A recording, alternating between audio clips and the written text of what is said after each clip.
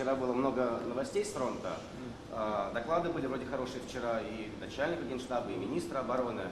Можно ли сказать, что украинское контрнаступление захлебнулось, и нам удалось нейтрализовать наступательный потенциал киевского режима?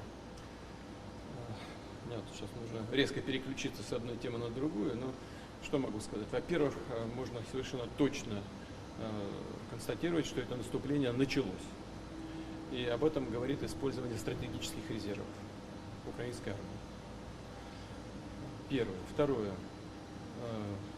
Ни на одном из участков боевых действий украинские войска не достигли поставленных перед ними задач.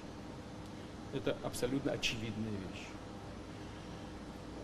Вот бои, как я сказал, интенсивные, продолжаются 5 дней. Например, за вчерашние сутки, позавчерашние сутки, за 2 суток предыдущих, они были очень интенсивными. И ни на одном из участков противник успеха не имел.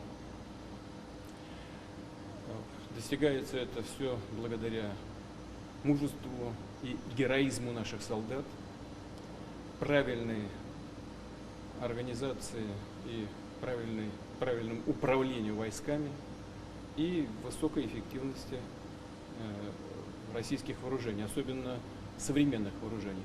Да, у нас еще этих современных вооружений не хватает, но